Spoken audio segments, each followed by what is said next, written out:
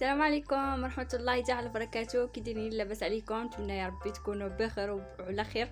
وانتم كتشوفوا هذا الفيديو هذا بصحه جيده، صيام مقبول ان شاء الله باذنك يا رب العالمين.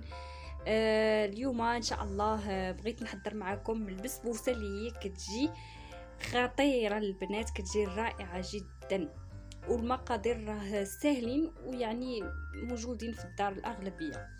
فاول حاجه غادي نحتاجو كاس ديال السميده اللي هي تكون رقيقه، وكاس ديال الكوك، كاس ديال سنيده مع مرش يعني كاس لاروب، وكاس ديال الزيت حتى هو كاس لاروب، وساشي ديال البرتقال يعني النسمه ديال البرتقال، وغادي نحتاجو واحد ياغورت، وغادي نحتاجو بيضه. الطريقه غادي ناخذ واحد الاناء وغادي نديرو فيه البيضه، وغادي نديرو فيه السميده بطبيعه الحال غادي نغربلوها، والكوك حتى هو غادي نغربلوه، وغادي نديرو كلشي في دقه واحده. غادي نخلطو كلشي في دقه واحده، ومن بعد غادي نخلطو الكل كما شفتوا. والبنات هنايا في المكونات، فاش وريتكم المكونات ما وريتكمش الخماره، راه ضروري حتى هي، ما عرفتش كيفاش نسيت ما وريتهاش لكم. المهم راه ضروري الخماره كاين. داكوغ. من بعد ما غادي نديرو هادشي كامل في دقه واحده في اناء، غادي نخلطو كما قلت لكم، وفي اخر حاجه غادي نضيفو البيكنج باودر او الخماره، وغادي نضيفو واحد 3 ديال المعالق ديال الحليب. صافي غادي نخلطو الكل، وغادي نديروه في واحد مول، وهذاك المول غادي ندهنوه بالزيت قبل، وغادي نخويو عليه هاد الخليط ديالنا ديال البسبوسه، وغادي ندخلوها الفران. وحنا غادي نمشيو ندخلوها الفران، غادي نصيبو السقوا اولا كيقولوا لي القطر ولا ما عرفتش شنو كيقولوا ليه. المهم غادي نسقيو به. البنات انا هنا ما صورتوش لكم حيت كلشي كيعرف صراحه، كلشي ما طاحتش لي في بالي انني نديرو.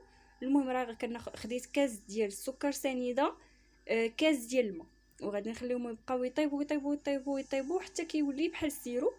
صافي من بعد كنطفي عليه. انا غادي نخرج البسبوسه من الفران، يعني غادي تكون سخونه من الفران، غادي نضيف عليها هذاك السيرو ديالنا اللي حضرنا، ونخليوها تشرب مزيان هذاك السيرو. من بعد غادي ندهنها شويه بالكوك من الفوق، وصافي. هذه هي البسبوسه ديالنا. راه ما نكذبش عليكم البنات، كتجي خطيره جدا ومسقيه زوينه، كتجي معلكه. بالنسبه للناس اللي كيبغيو الحلاوه شويه قليله، ينقصوا من الكوب ديال السكر، يعني ما يديروش كوب لاروب، يعني كاس لاروب ديال السكر، يحاولوا ينقصوا شويه لان مازال غتكون فيه السقوه من الفوق.